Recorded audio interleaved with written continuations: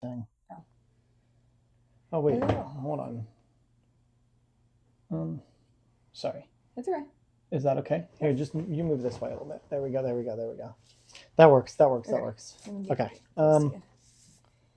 Hello, s- we are together out loud. And I'm disconnecting so that we can do our sound check. Yep, we're just setting everything up to get started. Yeah. Oh, Hope you heard I that. didn't invite you. Oh, it just shows you. I didn't invite you. Can you hear me? Oh, it just shows you. I didn't invite you. Can you hear me? Yep. Yep, we're good. Oh, it just shows you. All right. Welcome to Together Out Loud. This will probably be one of the toughest conversations that I've ever had in my life. This is episode 10. Episode 10. So in the last episode, we did an interview with Dan. If you tuned in, you would have caught that. Or thank you, Dan, for yes, thank you very us. much, Dan, for joining. And we went over some differences in culture and talked to him about his wife and about his upbringing and stuff like that. And this one is going to be nerve-wracking because I'll get you over here a little bit. This one is going to be an interview. She's interviewing me, and it is going to be about a topic that I don't often talk about. So if I get nervous or emotional, just try to understand that this isn't something that I often like to bring up because it was a very traumatic and tough time in my life. And now this isn't me either trying to be a victim. I'm not a victim here. The choice that I made, I stand on. I still think to this day that I made the proper choice and the correct choice.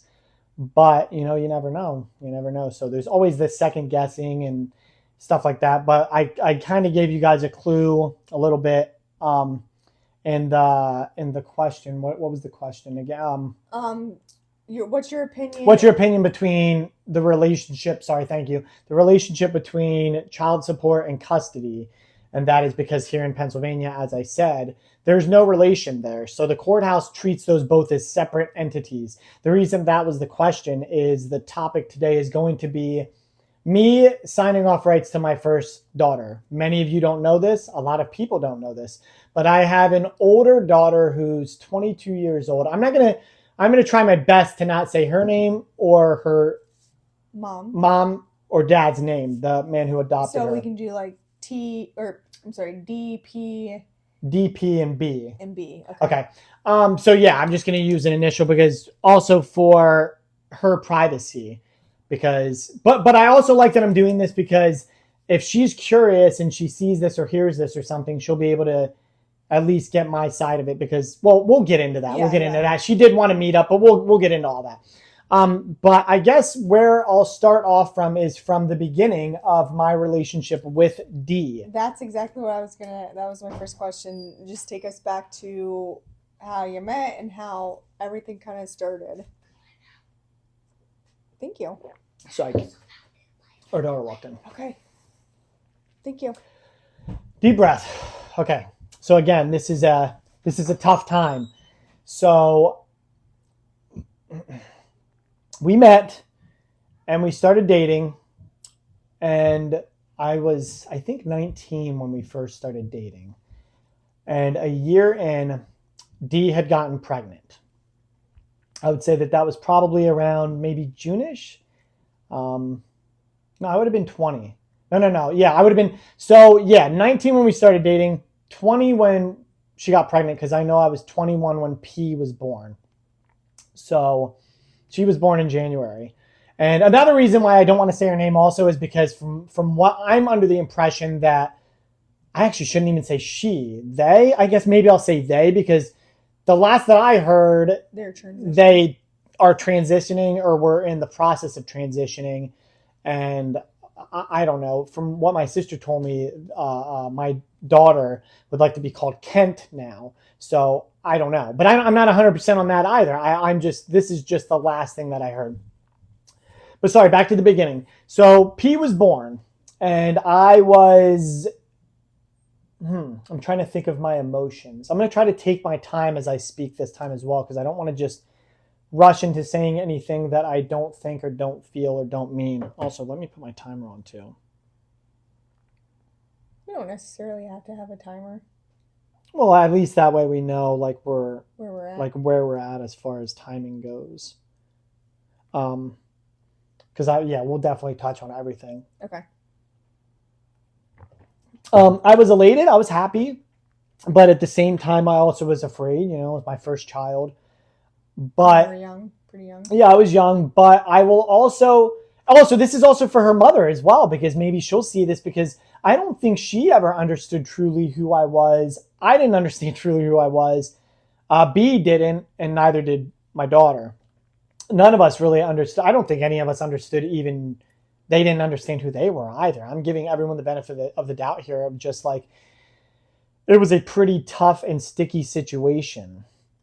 So after her birth, though, I'm also going to give Dee the benefit of the doubt, because, just full disclosure, I honestly, and this is my opinion, but if I were to guess, I think that she went through some postpartum. So, because I think that's, I don't know, that's the only way I can really explain the way her behavior, thank you, after the birth of our daughter. But. And how old was she when she got pregnant? She was 18, I believe, and then Gabe was 19. No. She was 18 when we met, I think, or 17 when we met, 18 when she got pregnant, and she was still 18 when she gave birth as well, I believe, if I'm not mistaken. But that made me lose my train of thought now. I'm sorry. No, you're good. I appreciate that. But so she was young as well. I'm trying to think of like step by step how to go through this. So after, were you in there with her when she was born? Okay. Yeah, it happened really fast. Actually, that was the quickest birth I've ever witnessed. Which is surprising, because that was her first. I say that because, like, yeah, it was really fast. I got in there. They were like, yeah, she's fully dilated. And I was like, can I go? I smoked at the time. I was like, can I go out and have a cigarette? Because I was pretty stressed. You know, first kid, it's a stressful moment. So I went out. I smoked. When I came back in, boom, it was already happening. Like they're like, the baby's coming. I was like, wait, what? Because I had always heard, you know, it's like hours of labor and it takes forever, yada, yada. So they're like, oh, just grab this leg. So I grab this leg and I see this alien, because that's what I can, the best way to describe it is like, you see the head start coming out crowning and you're like, because it's the scariest thing you'll ever see as a man. So men, if you are listening or seeing this, like, but it's beautiful in the end. It is all beautiful, and it's all part of life, part of nature.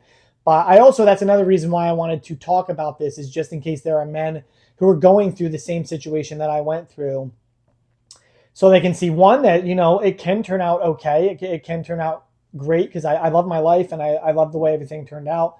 And two, that it's not the end, because at that time I really just, I was hopeless and I felt like it was the end. And again, this isn't me trying to paint myself as a victim, because I'm going to say bad things about myself as well.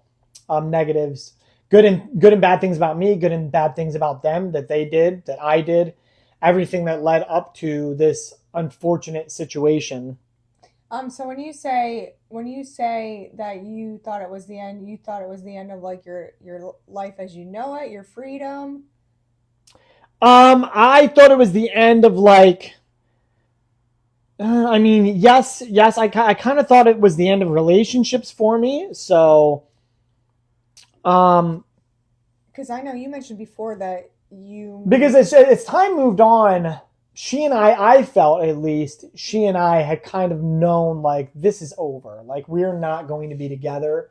I was willing to be content and just kind of stick with it, even though I wasn't in love with her and didn't love her.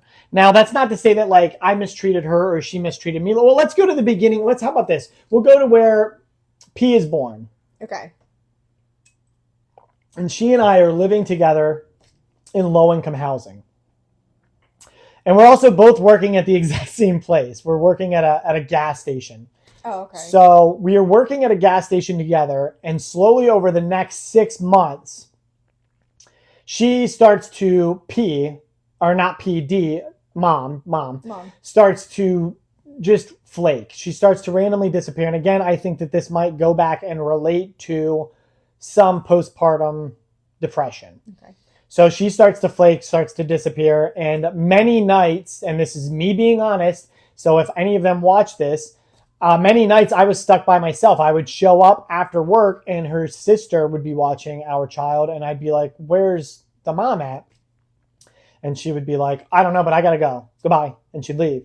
And I'd look over and see my daughter in the little swing, and I would just light up because I did love her. I loved her with all my heart. And I would just be like, well, I guess it's just us, you know?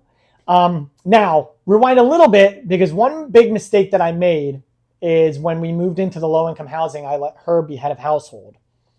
I'm mentioning this because after that 6 months, when she decided she wanted to, I don't want to be insulting when I say this, so I'm just trying to explain it the best way that I can. When she was like, I want you gone to me, and I want to be the mom, and I got a new dad for her, so you can just go. If I had been head of household, I could have gone to the office and been like, she hasn't even been here. Like, she's rarely ever here. Like, how does she live here? How is this her house? But they told me flat out, they were like, she's head of household. So yeah, of course, 100% she can come and she can just say, you got to go. So that's what I did. I ended up moving in with my brother. So was it gradual that this relationship, like I know you mentioned that at some point you both probably realized that you weren't going to be together, but was it gradual? Like, were there signs that she was planning on like just coming back and having this new man in the picture, or was it really just like one day she was like, yeah, you got to go? Yeah, it was. I mean, it wasn't gradual, but there were signs right after P was born, because we worked together, and I'm going to start speaking about incidents, true incidents. And there was a moment where Alex, I'm going to say her name, came in and she had a letter.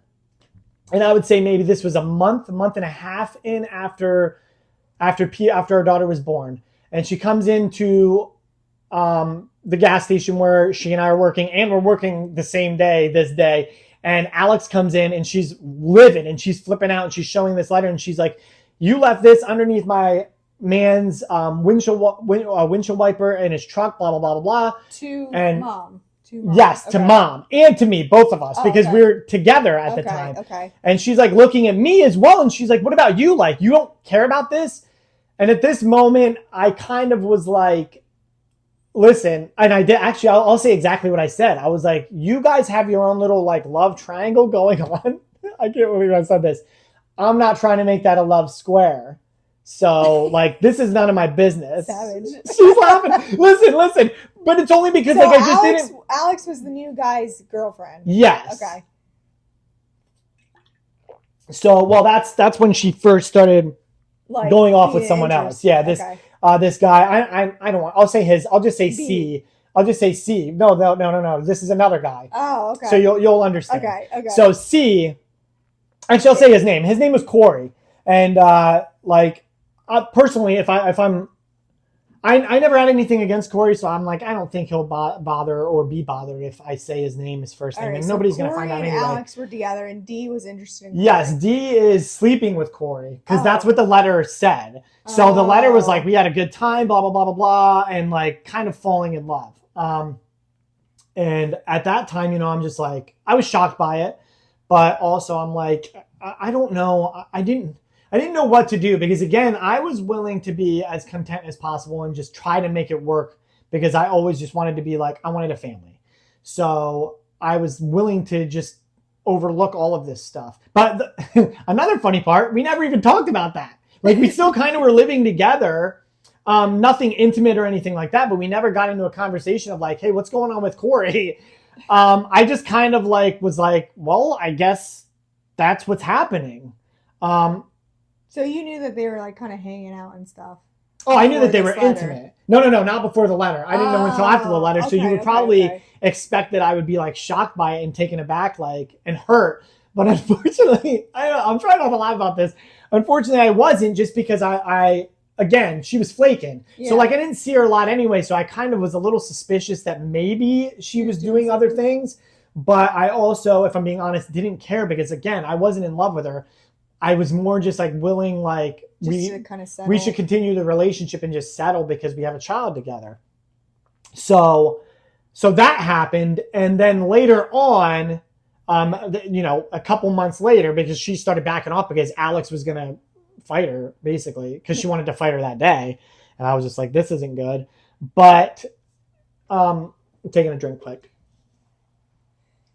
This is like Jerry Springer a little bit. It's tough. It's tough. It's tough. But later on, she ended up getting involved with this guy B, who was like in his late 30s. I'm mentioning his age also for a reason, because of the fact that like I couldn't imagine, and this might be an insult, I don't care. I just couldn't imagine myself being in my late 30s, threatening and chasing around a 21-year-old, which he ended up doing, but we'll get into that. Okay. So they start dating, and this is who she wants now to be daddy. So I'm now basically forced out of the picture. So they kicked you out of the house that you were in with her? Yes. Okay.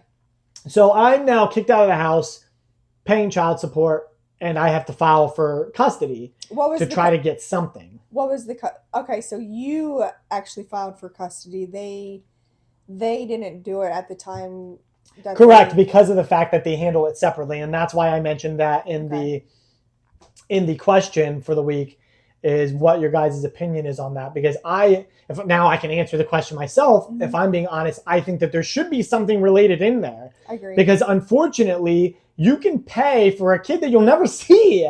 And that's crazy to me. And like, I know that some people might see this thinking like, well, there's separate values in money and a relationship. But as a man, I don't care how this comes off. As a man, I'm not paying for a child I'm not seeing. That's just I'm sorry. And I know, like I said, it's not fair. Yeah, that might come off as like, ew. It's different if the man is like a deadbeat dad who doesn't want to be in the kid's life. Like, okay, cool. Well, he's going to at least pay child support, whatever. But like to the guys who actually want to be in their child's life and don't get the custody, but still are expected to pay child support, that's not right. It's funny that you mentioned that, because I'm going to bring up the fact that Judge Gray, who is the judge residing over the custody, because they don't really have like a judge for the support unless like you start missing and stuff like that. They just have what are they called? Because you worked kind of in the system. What's his name? Duffy was domestic relations like a officer. Yeah.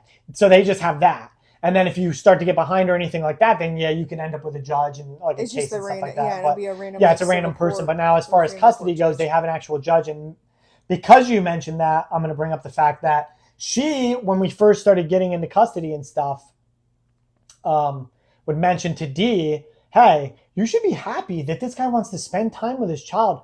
And I'm lightening my tone, because actually Judge Gray, this is literally how she talks. She was just very, very light tone. Like, you should be happy that he's trying to spend time with his child. That's how she spoke. Like very, very calm and very like, but she's like that he's trying to spend time with his child, because she said, I'm going to tell you right now, 99.99% of the cases I have in here are women coming in trying to force the kid off onto the father, because the dads don't want anything to do with them, because they just want to go out and have their own fun and do whatever they want. Yeah. I didn't want that. Like, I was like, no, I want to be a part of my child's life too. And also, not to mention that for the first 6 months, I did the majority of raising her. Well, so what was the custody agreement when you first went for custody and they put it in? The custody agreement was I would get her every other weekend. Now, what follows now is I'm living with my brother. This is over the next 2 years, I'd say. Yeah, 2 to 3 years, because I think she was around 3 when everything was finally said and done. So between 2 and 3 years, okay, actually, let me rewind a little bit. I'm going to rewind, and I'm going to say one of my issues. I drank a lot. I was young, so that's why I drank a lot. I wanted to party. I wanted to, have a good time, unfortunately. And I know that a lot of people watching this are going to judge and say, because I'm even judging me on this, are going to judge and say, well, you have a child, it's time to grow up. And I agree with that. But I also was young and stupid and naive. That was me. I made a lot of mistakes. But one of those mistakes was not loving my child. I did love my child very much. Trying to think. I think that unhappiness in the relationship fed into the drinking. I had the cops called because I would get irate. I'm just saying the things that I've done wrong. And now I wasn't drunk and abusive. I would say more drunk and indifferent. As in, I would get drunk and I would completely ignore her and ignore everything. I just would ignore all life's problems. That's part of the reason I drank. So, and if you guys have any questions, also feel free to jump in and ask. And comment. I don't know who that is. Hi, Nick. Hi, Nick.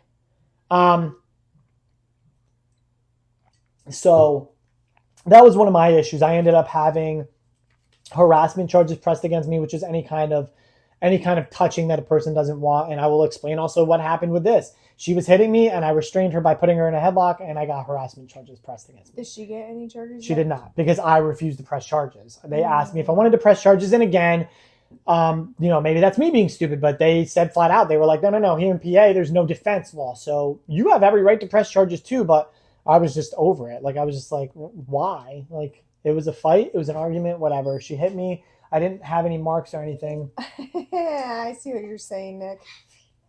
What? Everything else on the notebook smells disgusting. Even the mattress. Okay, I will check it when I get done, honey. I'm afraid to put the taste on. All right, don't put the titties on top right now. Sorry, our daughter came over. So to continue, I was charged for that. I was also charged for like public drunkenness, a bunch of other stuff, because there was a guy trying to break into my car once that I fought in this low income housing, and I got in trouble for that as well. But so you recognize that you weren't completely innocent. Yeah. I wasn't completely innocent in this situation, and I definitely had a lot of growing up to do.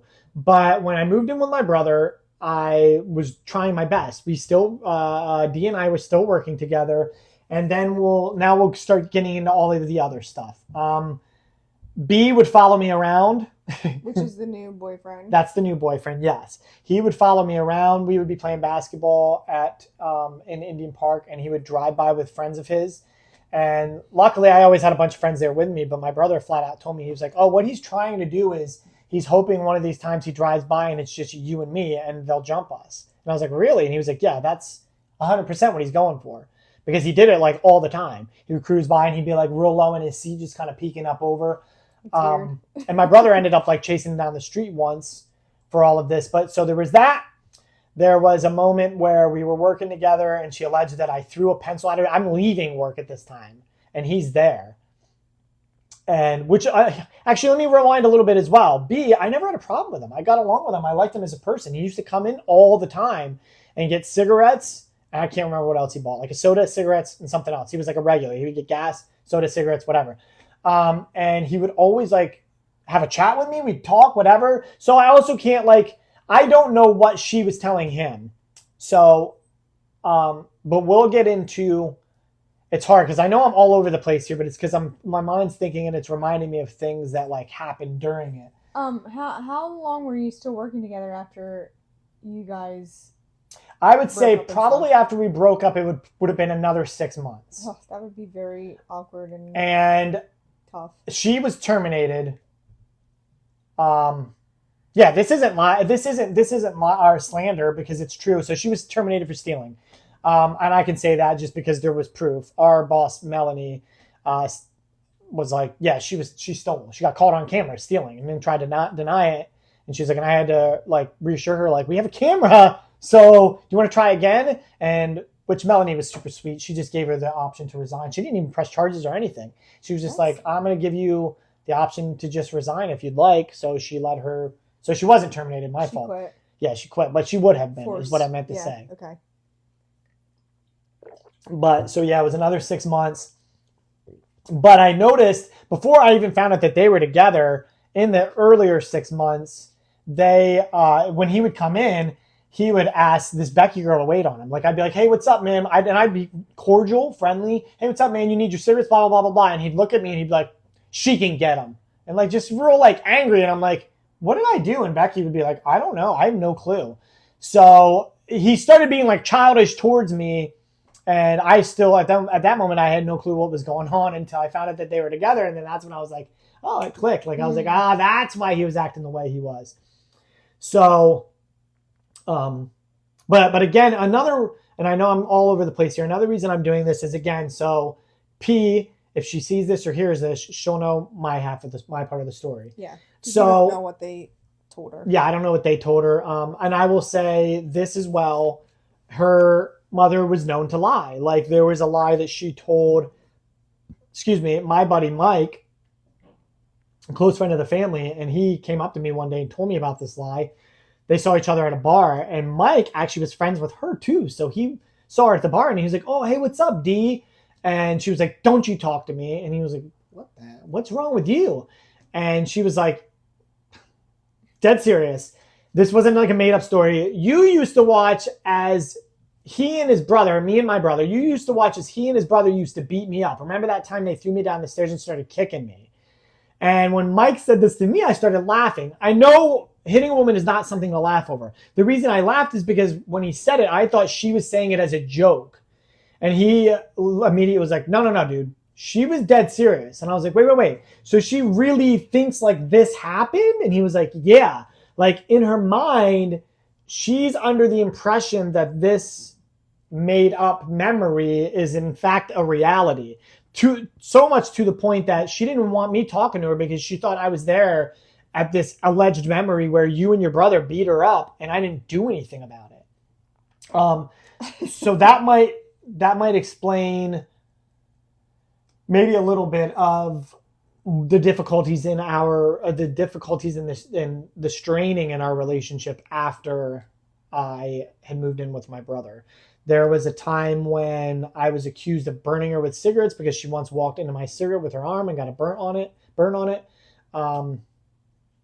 It got crazy to the point of when she would come to pick her up, because I at least got in the custody order that I would drop her off, or I would go pick her up and then they'd have to pick her up from me.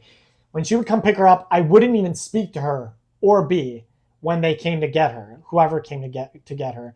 I would literally kind of put her out the door just enough, hold the door open enough just for her to fit out, and I would close the door quick because I didn't want to talk to them. I didn't want to have any kind of relationship with them. So the relationship was very strained and very volatile. Was that right away that they acted that way when you? Yes. When you guys, okay. Yes, immediately. Like, to the point of like when I went to get my stuff, her dad threatened me and said, if anybody tries to take that washer or dryer out of there, they're not coming back out alive. Which is funny because I'm like, so I guess you want to go back to state penitentiary. And to the point that they wouldn't even let me in the house to get my stuff. So she boxed stuff up for me. So she stole all my movies, which I told you this, because I had a massive movie collection, which I had to rebuild back over the time. But she stole all my movies and then gave me like a box of clothes, probably about half of what I owned, which I didn't care. I was just, if I'm being honest, there was also a moment of relief. I was relieved. I was relieved just to get away from her, because while I loved my daughter, so picture this. This is where I was torn. I was torn in between loving my daughter and do I really want to have a relationship with this woman who she and I will never agree. Like even right now to this day, I wouldn't mind having a talk. Like, that's why I hope that mom would see this too, because then she'll also know, because she also didn't know the things that I was thinking and the things that I was going through. So she was just going off the things that she assumed. But I also think, this is just my opinion, but I mean, if I were to take a gander, I'd say I'm probably pretty accurate with this. We'll never have a civil conversation. I would like to sit down and have a conversation with her, but I don't think that would ever happen, because I think that anytime I bring up the truth that is not her truth, it would be chaotic, because she's very chaotic, very violent. She hit me with a tennis racket once. And again, this isn't me also just like trying to point out all the bad things she did. Again, I was very uncaring and I checked out. So just kind of the combination of the both of you together was not good. Was not good. And also, even to this day, I mean, I'm hurt by this because of the fact that I don't know why she hated me so much. And hate, I use hate because that's the only word I can think of. I don't know what I did that made her feel like you're not worthy of being the father of my child. So, you know, because like, I don't think, like, I didn't beat on her. I didn't cheat on her. I didn't do anything that I felt was like crazy enough to warrant this kind of behavior towards me. But I think looking back on it, actually now I'm gonna make a guess that maybe it's because I was not very masculine. So maybe the motive of it was because she could. She just did it because she could. And that's Like possible. the power of it and being able to, like, I have full control because I never defended myself. And I'm being sharing a story, relationship and past accusations. I didn't read the entire thing, but Can you go back? Sharing a story about, oh, this is AI summary. oh, AI summary, yeah. Oh, interesting. They do that now. So where was I? Where was I at there? You said that you weren't very Oh yeah, masculine. so I wasn't very masculine, and I never stood up for myself. And part of the reason that I never stood up for myself, this kind of goes back to the child support thing, is when it comes to child support, they kind of get your nuts in a vice, and that's the best way I can describe it. And so I literally held my tongue and tried to be as civil as possible because I knew damn well that anything I do is going to be used against me in custody and in child support. Especially because, and I'm going to say this too because it's just the way it worked out for me, the justice system isn't designed to work for a man who's fighting for his child or a man who has to pay child support. It's actually designed to work against us. Now, given that, I will also say that's not always the case. I worked with a guy named Brandon who, in his circumstance, which was almost exactly literal to my circumstance, his was the opposite outcome. So we'll get into the circumstance here now. The circumstance is I get my every other weekend visitations, and I would say probably about a year and a half into these visitations, she starts flaking out and not being there for me to get my child on my weekends. Actually, I wouldn't say a year and a half because it takes some time to get into court. So I'd say maybe a year in. So every time she does this, I call the police. They come. They say every single time there's nothing we can do about it because this is a civil matter. So you have to go down to the courthouse and file for contempt because she is not obeying a court order. So I do that. And I filed 7 times.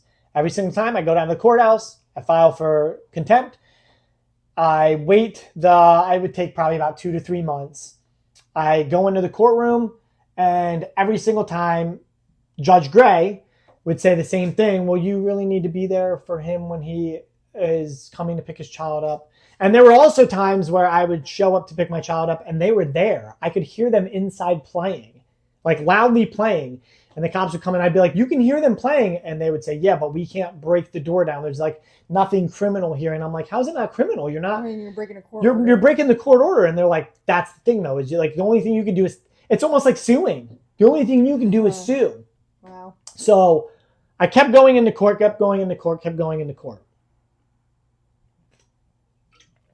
So I did this 7 times. And what was the time frame? Like 7 times total? 7 times over, I'd say about 2 years. Because like I said, this all ended around when she was 3 years old. Okay. I'd say 2.5 years. So 2 years. I'd say 2 years. You were fighting it for about 2 years. Yes, I was fighting it for approximately 2 years. And I mean, it was even so volatile, guys, that there was one time where my sister wanted to bring our daughter out fishing. And I was like, listen, I called her, which I was so nervous about calling her because I never even wanted to talk to her because I was just scared. I was terrified of her at all times. Again, not playing the victim here. I did some things wrong too, but I had to do everything that I could to try to be a good little boy, basically, the best way to put it. And I called and I begged her. I was like, hey, please listen. I know that you probably don't want to hear from me right now, but my sister wants to bring her out fishing, but unfortunately I don't get her this weekend. And literally she goes, yes, you can take her out on your weekend. Click, and hung up. That was all she said. That was the span of the conversation. And I was just like, oh. So this continues, and I keep going into the courtroom, and I keep getting the same thing, which is you need to be there when he comes to get his kid, and then she's not there, or she's there and just doesn't answer the door. There were a couple times in there where she did let me take her, but then she'd flake again. So then we get to probably about the 6th time. The 6th time is when now P3DO accusations start flying because our daughter's afraid of a bath. Judge Gray, thankfully, was a very good woman and very understanding and very open to like, no, we need to hear like Like, we can't just throw accusations like that around. But I immediately was terrified because even if you are just accused without being proven, yeah, it will ruin your reputation. So at that moment, around the 6th time that I brought her, I was already starting to check out.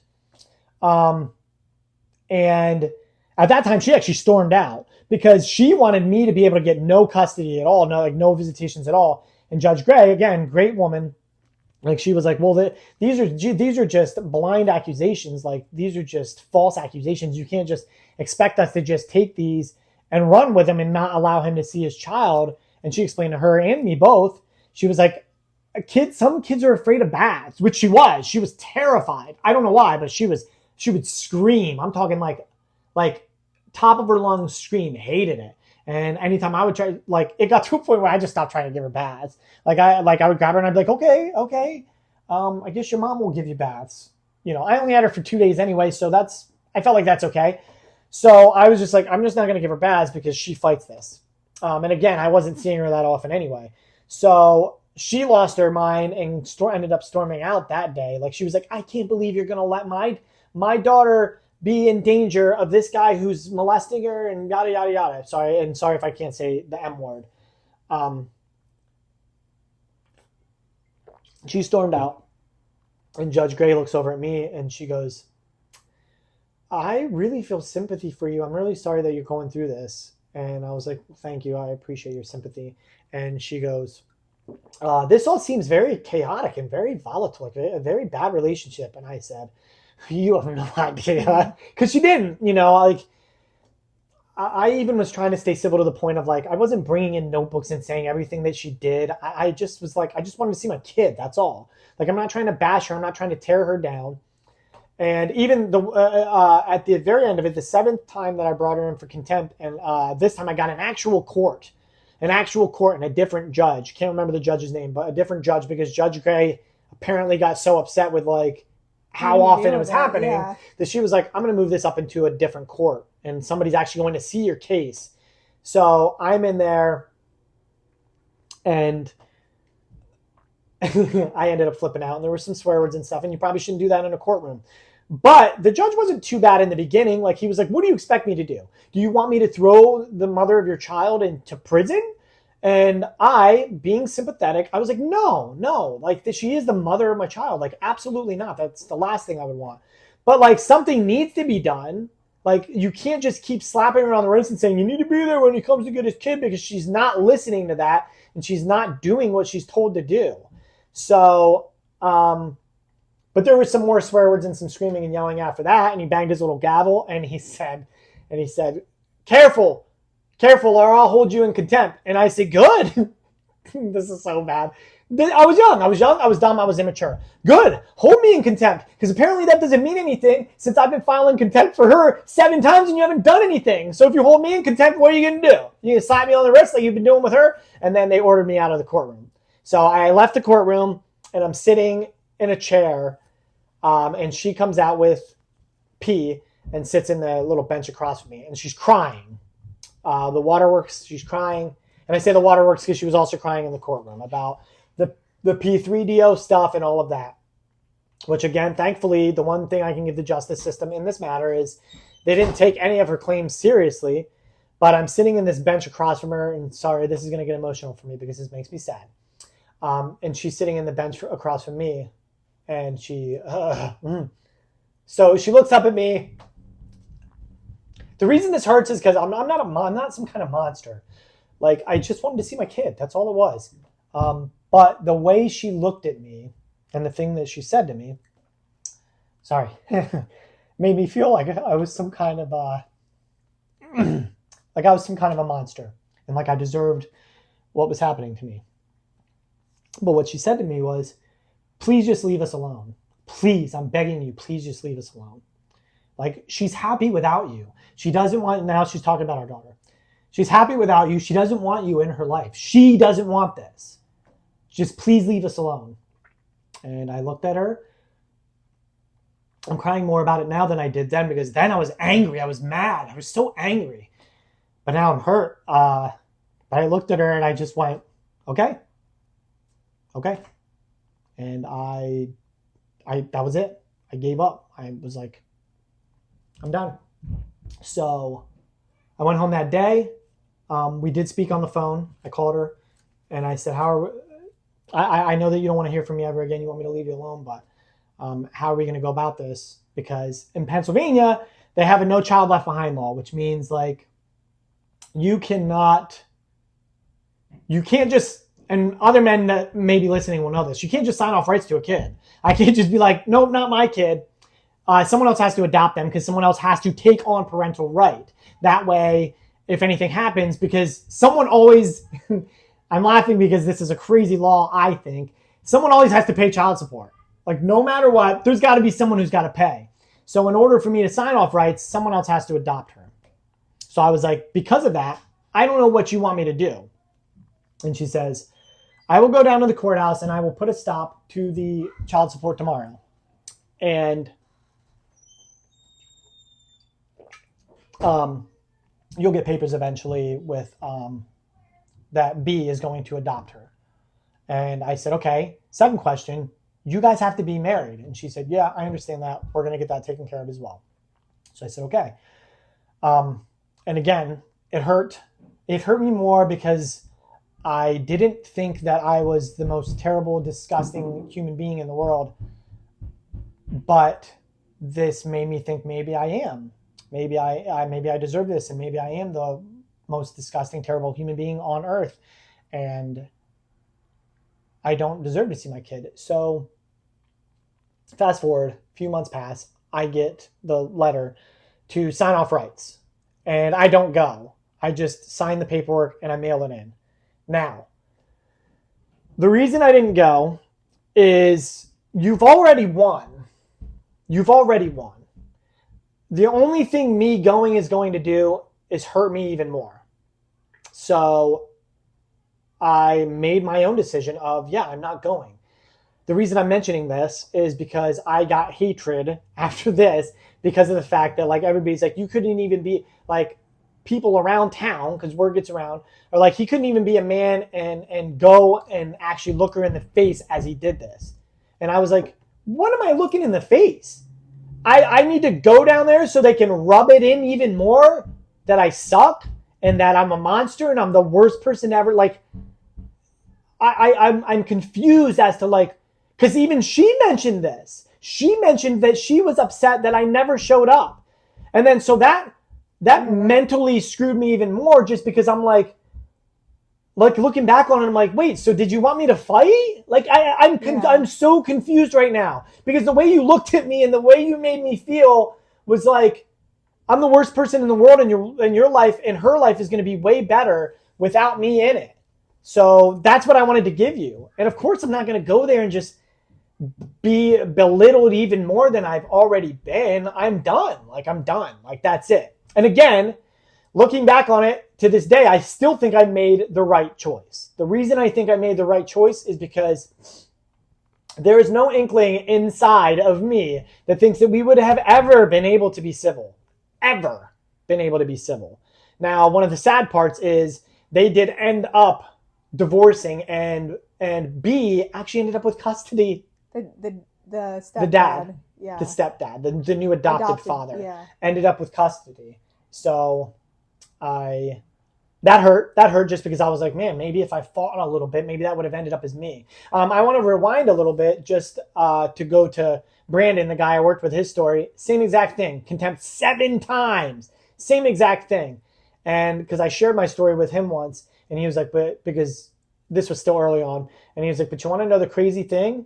Mine was the exact opposite. That day I came in, but he was also in a different courthouse too. He was in a different county. Right? Center, yeah. And he said, when I went in there, I explained everything that's happening, and the judge looked at me and he goes, Brandon, you want your kid? And I was like, absolutely, Your Honor. And he was like, okay, bailiff, escort him down. Go get the stuff. Go get the kid. You're now awarded emergency full custody. You have 100% full custody, and she can come in and she can file, and she can try to get custody back from you. And that hurt because like, it sucks. It sucks that it sucks that the justice system worked in his benefit and didn't in mine. And I'm not, again, I'm not trying to attack the justice system here, and I'm not trying to victimize myself either. I know that I made some choices that I shouldn't have made as well. But I was fighting, and there should have at least been something done to say, like, hey, this guy's fighting for his kid. Sorry, you're going to lose your kid for a little bit to her. Like, he gets full custody for now, and you can come in and try to get custody from then on. That would have worked well for me as well. But I'm hoping that if P sees this or D sees this, I'm hoping that if P sees it, she'll at least see my side of the story. And if D sees it, she'll at least know that I genuinely did care and you genuinely did hurt me. But I don't know. Maybe that's what she wanted. And maybe seeing this or hearing this, she'll be like, great. That makes me feel even better that I hurt him. I don't know. I have no clue. We didn't even know each other long enough to even know who we were. Like, that's the sad part. You don't learn who someone is over a 2-year period. I don't know. How did this affect you negatively after this happened? Like, I know you mentioned that people around town would talk crap and judge you based on that decision not showing up. What are some other things, like emotionally or anything like that? How did you cope? Oh, that's tough. So reputation definitely was destroyed and continued to be destroyed.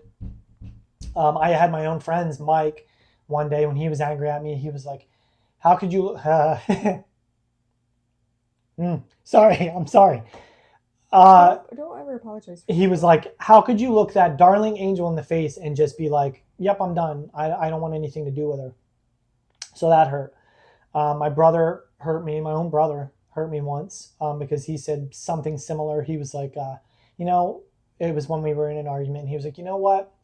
Because her cousin played basketball with my brother, and her cousin would constantly belittle me and berate me, and like, I don't care what you say, I don't care what anybody says, he's disgusting, and for him, you'd have to over my passed away body would I ever give up on my kids. That's what he would say to my brother. And my brother one day just kind of had it with me and like lost it, was like, you know what, he's right, dude, like you're not a man, like you didn't fight.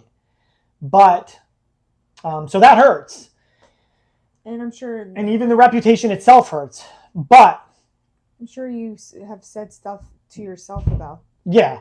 I've beat myself up inside. How did I cope with it? I grew as a person.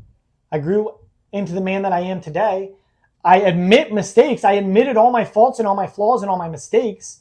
But when I look back on it, the number one thing that made me make the choice that I made was the fact that there was never, ever, ever going to be any chance that we would be able to be civil. So I looked at it and I took into consideration doing it as I didn't take my feelings into consideration. Now, yes, the money and the custody and all of that were involved, but I didn't look at me and I didn't look at D. I looked at our daughter, I looked at P, and I said, what's going to make her the happiest?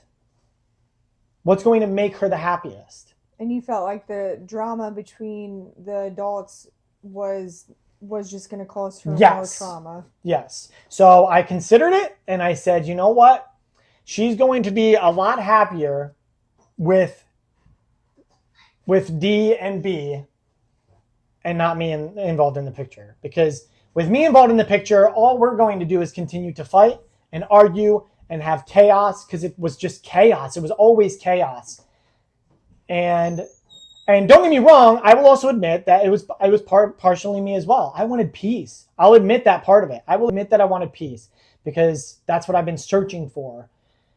But part of it also was P. Part of it also was my daughter, and the fact that maybe they just get along better than she and I do or ever could. And again, the only question I still have in my head is I still to this day wonder, like, I don't know why she hated me so much. And I'll never figure that out. That's an answer I'll never get.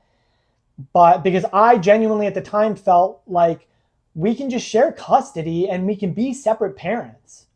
But I mean, I noticed from the gate that she wanted me out because she started to coax her into calling B dad. And from then on, I knew what was coming. And yeah, maybe I did quit too soon, and maybe other people were right as well. That I'm not denying. I'm not denying that other people can be right. I'm not denying that perhaps I quit too soon. I'm not denying that perhaps I should have fought a little more. But ultimately, the number one thing that was going through my mind was there's no way that this woman and I will ever be civil. And that's also why I'm doing this here, because there's no way we'll ever go. I don't mean to laugh at it, but I'm laughing at it because it's just so silly that, like, well, there's 100% no way we'll ever have a civil conversation. And I'll fast forward a little bit. I'll fast forward to recently when she ended up reaching out to me, P did, our daughter, on Snapchat, and she wrote messages to me. And at this time, I'm like, oh, I have my family. I have my wife and my 3 children. And she's reaching out to me because she's curious. The things that she's saying to me that she's curious about immediately makes me know, like, no. She was told some things that are not true, and I don't think she likes me. So I don't think, so just to start, she wasn't coming this from a spot of being curious. She was coming at this from a spot of anger and hatred. And like, I need some kind of revenge. I don't know why. But so the very first thing I did was I reached out to B, dad, and D, mom. B was very civil, very, very civil with me. He said, oh, yes, I'm very aware of this. I said that she's been talking a lot about possibly meeting you and getting to know you and stuff. And I'm very aware of this, and I openly support it. If that's what she wants to do, I've told her every single time that whatever makes her happy will make me happy as well. And if she wants me there, I'll be there. And if she doesn't want me there, I won't be there. And I was like, wow, because that was civil. That was more civil than he's ever been with me in my life. So I was like, okay, perfect. But I also reached out to mom, and mom lost her mind. Mom was like, she's not meeting you without me being there, blah, blah, blah, blah, blah. Also, because I did mention, hey, you're lying to her too. You said I used to burn her with cigarettes all the time and stuff. Like, these are lies.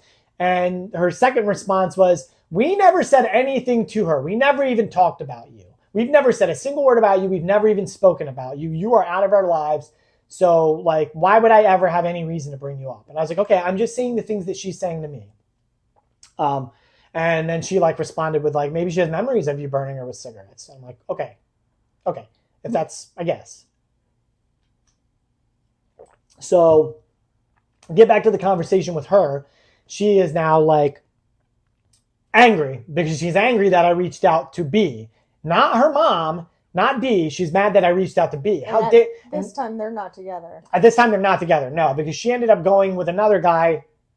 And this, again, none of this is hatred. This is all just fact. She ended up going with another guy, had a kid with him. He left.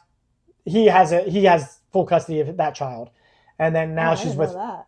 Yeah, that was Kevin's brother. I don't know. Well, I thought maybe I'll tell you after this. I don't want to. I'm not trying to get in anybody's business, so I don't want to list anybody's names.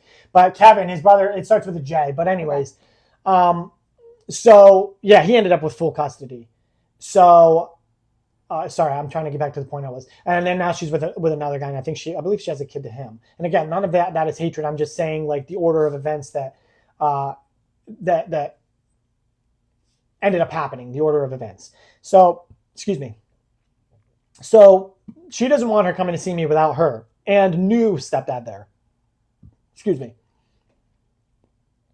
So P is now angry because she's like, how dare you reach out to my dad? You have no right to reach out to him, blah, blah, blah, blah. And I was like, well, listen, I just wanted to make sure that these people were aware. Yeah. Now, she's an adult now, too. She's an adult now because this was like a few years ago.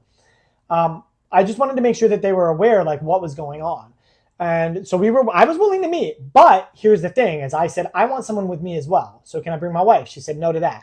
I said, can I bring my brother? Because my brother, as much as I asked him, he was like, if you really need to, because he also knew, he was like, this is going to be drama. This is going to be something that, trust me, you do not want in your life. Yeah, he didn't trust he didn't trust the situation. I didn't either. Yeah. That's why I wanted someone there. And also the fact that, like, if I'm there by myself with you and mom and stepdad, anytime I try to get the truth out, that's going to be shut right down. Yeah. So at least this way, I can have some people who know my character. Okay, we're enslaved, I Okay. guess. Cool. Right. Thank you for the comment, though. I'm happy that people Yeah. are commenting. So, where was I? So yeah, I knew that I would be completely silenced. So I said to her, I said, well, I really need my brother to be there. And I spoke to my brother on the phone and I said, okay, what is your opinion? And yeah, maybe I should have been a man and I should have manned up and I should have went and I should have met with her. But I just wanted my brother's opinion because my brother knew Dee pretty well as well. And he knew the whole situation. I said, what do you think? And he was like, don't go. Don't go. I just don't think this will be good. I don't think any part of this is going to benefit you or P or D or anybody. None of this is going to benefit anybody. And he was like, listen, I'm telling you right now, what they want is they want you there and they want to tear you down or possibly hurt you. He's like, those are the only outcomes they want. I said, okay. So I puzzle that. So I responded to her and I said, listen,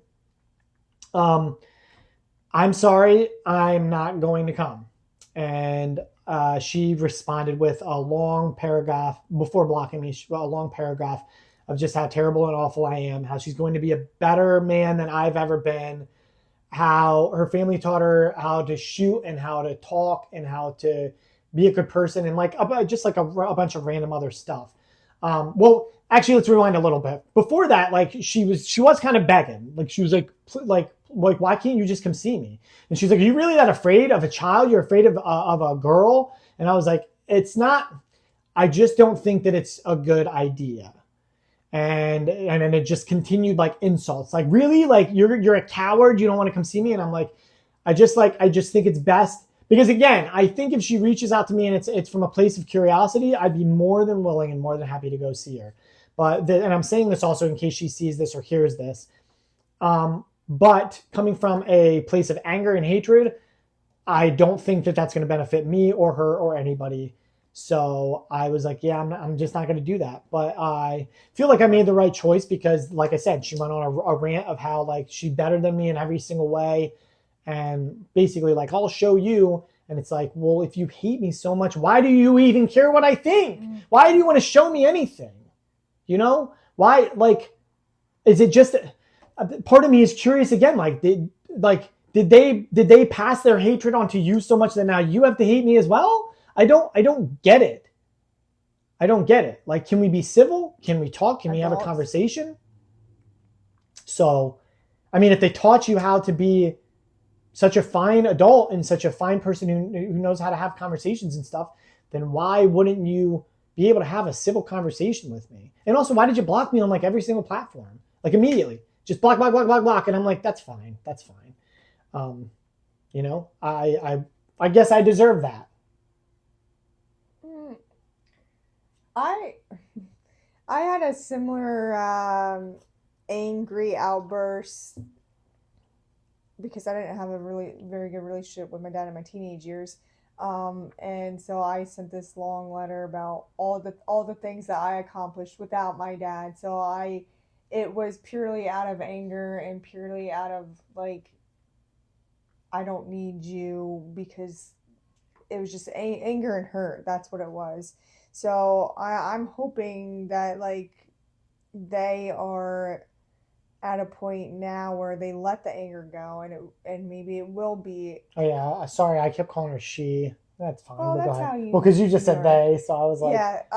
And I don't mean this to be any kind of insulting towards her or her family. I honestly, I pray that the Lord gives them the best and gives them everything that they've ever hoped and dreamed for. But continue. Sorry, I didn't mean to interrupt you. I'm hoping that they get to a point where they let the anger go and just want to get your side and understand that there's two sides to every situation, and that like what she was told may not have been 100% the truth. And I also think you yourself are in a better place as a person because you admit your faults in the situation too. And don't drink. How, I know we're kind of running a little bit low on time, but I wanted to ask, how has this, 4 minutes, we're good. two things, how has this how had this affected your future relationships, both positive and negatively, if it did affect it, and how has this changed the way you are a father now? Because you do get to, you like, oh, I don't want to say permission because you're the dad. I don't think dads should have permission to be dads, but you get the chance to be a father, a full-time father in your kids' lives. How has that changed at all? As far as being a parent, it hasn't changed me at all because I've always wanted to be a dad. I've always wanted to be a husband. I've always wanted to be a dad. I've always wanted to raise a family and grow together, like in that tight knitted like group. It's just like something that I've always needed and wanted, I guess, in life. Now, as far as how it has changed my life, I was definitely more cautious. Although I did make the same mistake. Actually, I won't say mistake. Sorry. I did do that again because I do have an older daughter as well that I got to see though. See, that's the thing. So like her mother and I were able to be civil and still communicate and still have a shared relationship. Now, there were ups and downs in that relationship, but that's in every relationship. There's always ups and downs. But at least I'm you know what?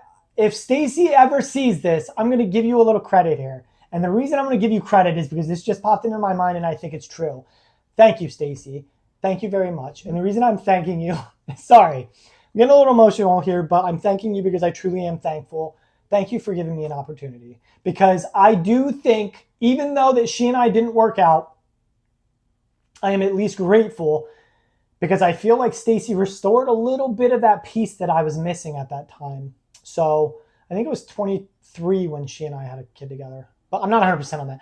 But I think she restored a little piece of that part of me that was missing, and that with her at least, she was like, you know what? Like me being a part of our daughter Analia's life, she was like, it was almost like saying, you are worthy of being a dad. You're worthy of being a dad. You're worthy of spending time with your child, and like no hard feelings, So thank you. I'm genuinely thanking you, Stacy, because. And she didn't let any of the negative talk around town and stuff affect how. Yeah, she didn't let any of the stuff affect how she felt about me. Also, she very well could have done the exact same thing and brought me and ran me through the ringer. So I have to be thankful for that as well. She could have done the same thing. And I honestly feel, if I'm looking back on it now, I feel like Stacy had the power in her hand to destroy me, and she chose not to. So I appreciate that, and I'm thankful for that. I'm grateful because she could have. She very well could have, because I think if that would have happened again, it likely would have just destroyed me as a human being. Actually, I might not even be here today because I probably just would have been like, can't see either of them. I'm worthless, and maybe that's even part of why like those voices of like worthlessness and just self-loathing were just so strong in my head, is because of the, what other people have thought of me. And I think also that's what helps me now, is I've found peace in it. I've found peace in my decision and peace in myself. And like, I don't need other people to like me. That's also why I'm coming out and I'm saying it openly here on a live, because I know people are going to see this, people are going to hear this, and people are going to judge me. But I don't need anybody to like me, and I don't need anybody to love me. Like I do need people to like and love me, but not like just strangers. Like you can take all of this in, and you can think what you like of it. You can come to your own conclusions. I will also say though, because this past week has been really tough for me. This has been a rough week, and I've been thinking a lot about everything. Was it leading up to this? Yes, leading up to this. Okay. So and I'll even admit fully, before, I was getting anxiety in the beginning of this, and also before this started, when we first sat down, if I'm being honest, I was genuinely gonna chicken out. I was genuinely gonna be like, let's talk about something else, because like I started to get that anxious feeling and start to feel like I'm gonna pass out. I'm like, oh, this is not good. This is not good. This is not good. But I had to fight through that. I was like, nope, I'm gonna be strong, and I'm gonna fight through that, because I feel like this is something that needs to be out there. And also, this is also showing that I've found peace in it. But I've done a lot of thinking about it over the past week, about the way it's damaged me, about the way it's torn me up. And I will say, for some odd reason, I thought about this. And it brought me back to, and this isn't anything towards women, but it brought me back to that quote, "Hell hath no fury like a woman scorned." And I think that the reason I'm bringing that up is because this is a difference between men and women here. Like a man can compete with another man, and usually they're vying for status, like vying for something that they want in life. But I feel like men are a lot more forgiving. I feel like men because they're fighting for something, like to improve on themselves, not to tear somebody else down. Yes. So like if you get that status over me, you won fair and square, and a lot of men are. Now that's not all men. I would assume that there's exceptions out there, but for the most part, like you've earned that. Congratulations. Whereas I don't genuinely feel, and maybe this is a way it changed me a little bit over the past week thinking about it. I don't genuinely feel like women are like that. And it kind of, I can understand. It kind of goes into like what Jordan Peterson said. Like men, there's a physical threat. With men, there's always a physical threat. So that's men. But women, and this kind of like helps me to kind of justify maybe why she did it and what everything she did and the reasoning behind why Dee did all of these things. And that is, a woman will destroy your character. Women character, they reputation destroy, and men physical. There's the physical threat. So like when women are mad at other women, that's what they do. They gossip and they tear your reputation down. So it made me understand a little more over this past week thinking about this, because I feel like now, like, okay, so I think but that's, again, it makes me just wonder like what it was about me that she hated so much that she was like, I need to destroy every single thing there is about this man. I don't know if it was just a drive to, like the Joker, like maybe sometimes people just want to see the world burn.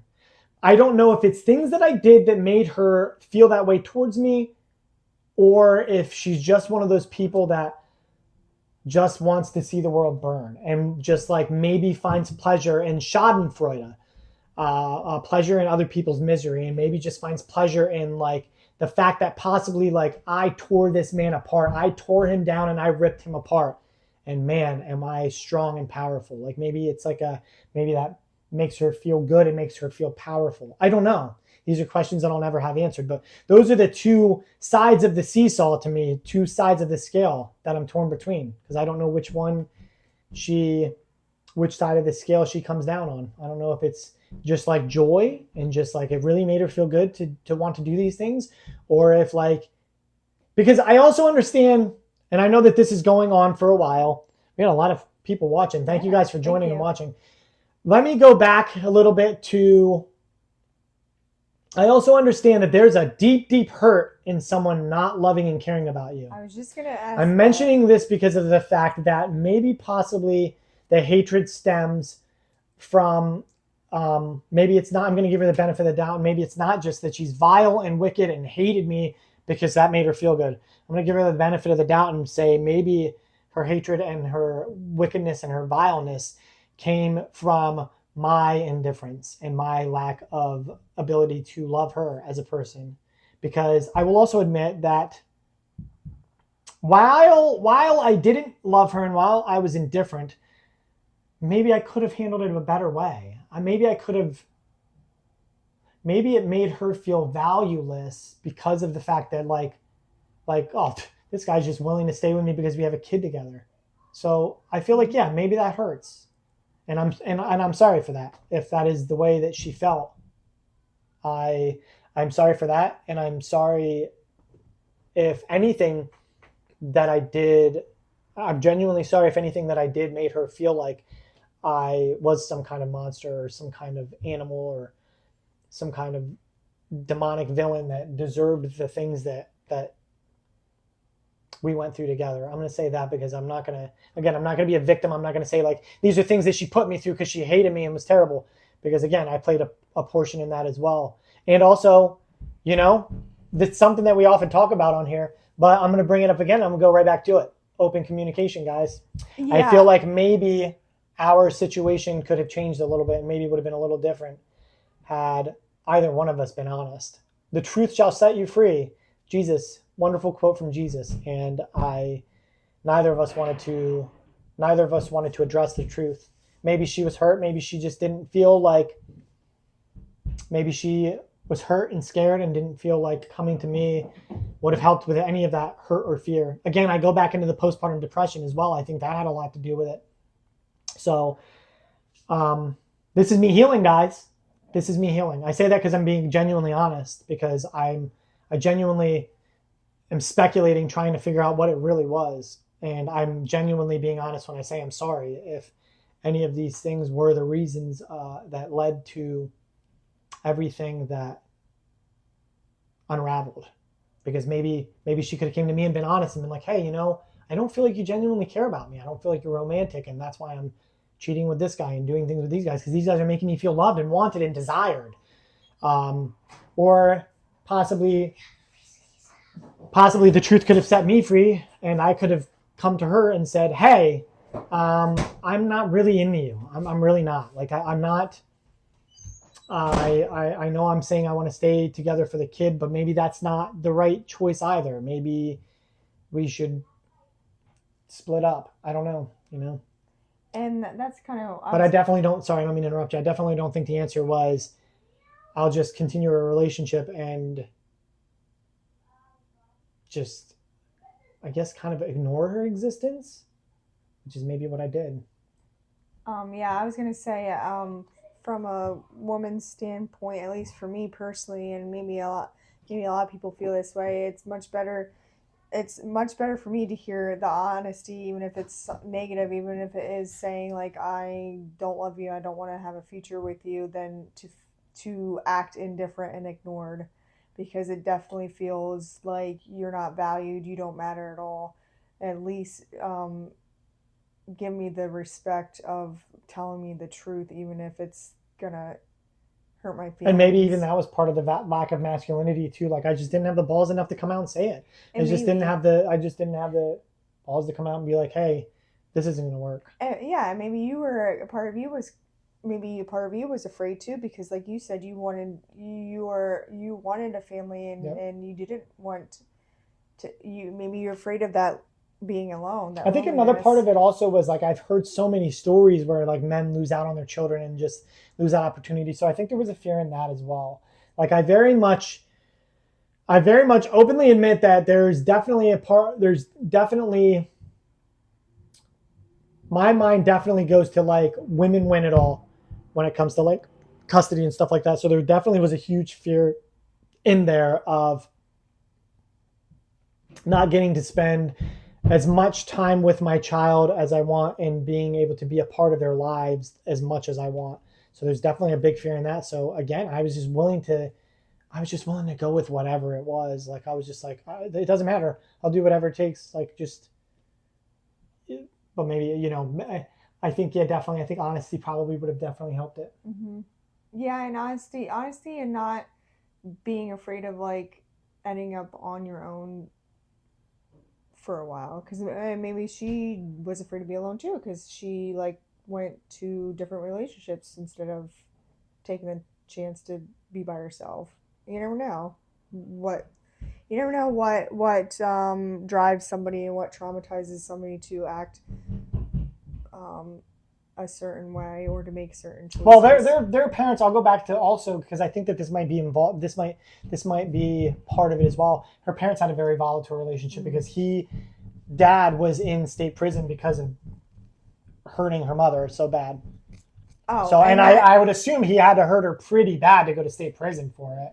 And I mean, that could be, and this is me going into my psych background a little bit, maybe because you were passive and didn't fight. Maybe she felt like that wasn't love. Yeah, she felt like, this isn't love, and she like, so she was more volatile to kind of get that out of you because she thought that was normal. See, I was thinking that, or possibly another one could be because I drank a lot. Maybe she saw me as him. So maybe she was in like a constant state of fear when that happened. I also want to apologize to her brother, DJ, and I'm saying his name. So if he ever sees this or hears this, because I said some terrible things to DJ, and DJ was always a good man, was always patient with me, and was always kind to me. So I'm sorry, DJ, because there were so many times where honestly he should have punched me in my face. And I am openly admitting that because there were some times where I was drinking and I was a complete jerk to that guy. And he was always so patient with me and so kind to me. So, DJ, if you see this or hear this, or anybody who sees DJ, I'm sorry. And you were definitely the better man. Because listen, I'll just name one as an example. There was one time I was saying I was gonna smash a bottle and get him with the broken glass, and he just was like, okay. Instead of punching me in my face, which is probably what he should have done. So which is definitely what he should have done. Don't drink, people. Yeah, don't drink. And I mean, I definitely shouldn't drink just because I almost R-worded. But I do get R-worded. so that's why I almost said that.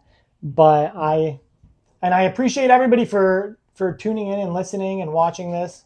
I'm super grateful for everybody that came here and everybody that's going to listen to this after the live ends.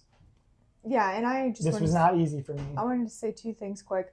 When you said about like maybe she liked control because you weren't very masculine and maybe women choose that. Like I think people nowadays. I think women, a lot of women, and this is just my opinion. It's not fact, but in my opinion, a lot of people do choose men who are less masculine because they like that control. Yeah.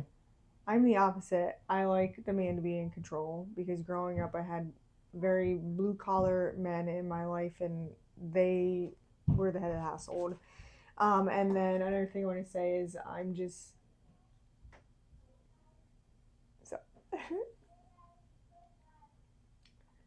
sorry that you. And I know that a lot of I know a lot of these feelings and stuff I've never really spoken to her about either. So you guys are also the reason she's emotional is you guys are also witnessing like the first time I've opened up a lot about this. And again, it's because it was just such a traumatic, like it was again, not a victim, but it was definitely such a traumatic moment in part of my life.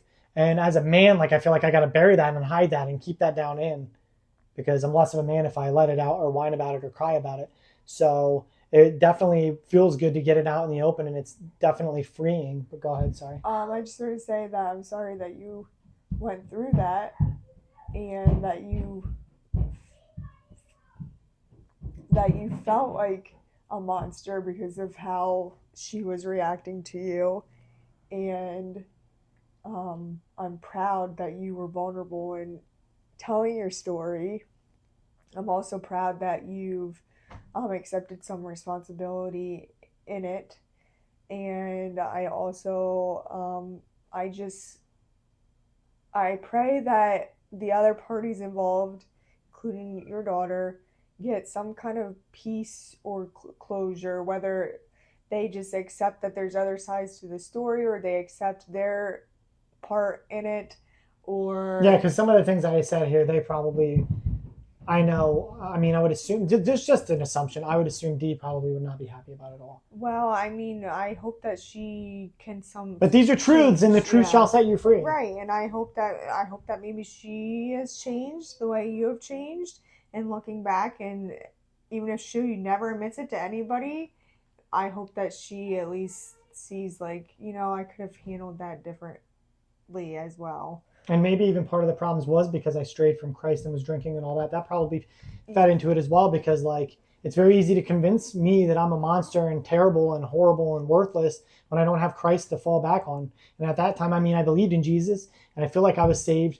But at that time, like, the better option for me would have been to turn to Christ and say, like, and trusting. Hey, I feel awful and I feel terrible and I feel like a worthless human being, and just get that acceptance of like Jesus Christ saying to me, like, no, you're not. Like, no, you're not. You are not these things. You are not just something that someone else thinks of you. You know, you're not a product of like what someone makes you. I feel like that would have helped, but I didn't have that at that time. So those thoughts just snowballed. Yeah. They snowballed, augmented. But I'm also happy and proud that you get the chance to be the father that you want to be. Well, and I thank you for that too. I know that I thank Stacy on it. I thank my wife as well because I actually get 3 children with her that I'm around all the time. So, but I just wanted to specifically thank Stacy because I feel like Stacy really had a moment where she could have destroyed me. Yeah. She could have absolutely destroyed me because like one woman doing it, but like if two women did it, Then you really start to think like. then you oh, really man, start to I'm wonder the like, one. man, it's me. Like, what's Yeah. the common denominator? Me. I'm the monster. I'm the terrible, horrible person. And and also that's probably a huge part of why a lot of my breakups happened too, is because I had difficulty trusting, I had difficulty opening up, and You kind of bowed out, thinking like you were the always the problem. Yeah, we're always worthless, always the problem. But again, I'm happy that I did this. Thank you, Jesus Christ. Thank you, Lord and Savior, for giving me the strength to go through this and to do this, and giving me that peace that I've always been looking for and that joy that I've always been looking for. That I'm able to look back on these moments in my life, and even though as traumatic as it was, I can look back on it and be like, it's done, it's over with, it happened, and on to bigger and better things. Mm-hmm. And just putting my trust and faith in him. And also maybe kind of like how Dan mentioned in the last episode, it's that like God chiseling away at me, oh, ow, ow, but it built me and made me into the person that I am today. And so, and I also pray for D, and I pray for P, and I pray for B as well. I pray for all of them. I pray for their whole family. I pray that maybe over the course of our relationships, I pray that they have also grown, and more importantly, grown closer to the Lord. But I'm going to leave it at that, unless you have anything you want to say as well. We'll go over what we'll talk about. We'll discuss what we're going to go over in the next episode 11, and that is going to be why everything feels overcomplicated now. Parenting pressures, school expectations, and social media influence. So, and you know what? I'm going to touch on that because we've talked about this a little bit. How we don't think it's as hard as people say. So it'll be interesting to talk about like why society makes it overcomplicated. Yeah, but why? Yeah. Why society makes it overcomplicated, and also like why a lot of young people aren't having children right now. Yeah. And because a lot of them think it's overcomplicated and think like, I can't bring a child into this world because everything's so terrible.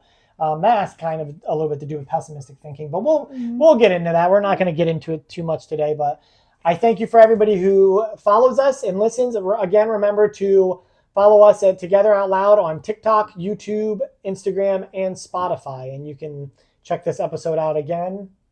Yes, as soon as I download it today or early morning tomorrow. But also, if we get 50 followers over on our TikTok, Together Out Loud, we'll be able to start going live on our phone over there on that account. And that's our next goal, that's what we want to do. Since this is my personal account, we want to grow the podcast. Yes, and here coming up, we'll eventually do another interview with someone else as well. I wanted to do that maybe like 13 or 14 or something, or after yours, because like I think episode 15 we're going to do something with her since we did something with me. But thank you everybody for listening. Thank you for tuning in, and Jesus loves you. She always says that. I like that. I like that she started saying that. Loves you. And I just praise Jesus that I had the strength to do this, and I praise Jesus and thank Jesus for all of you for listening and tuning in. Bye.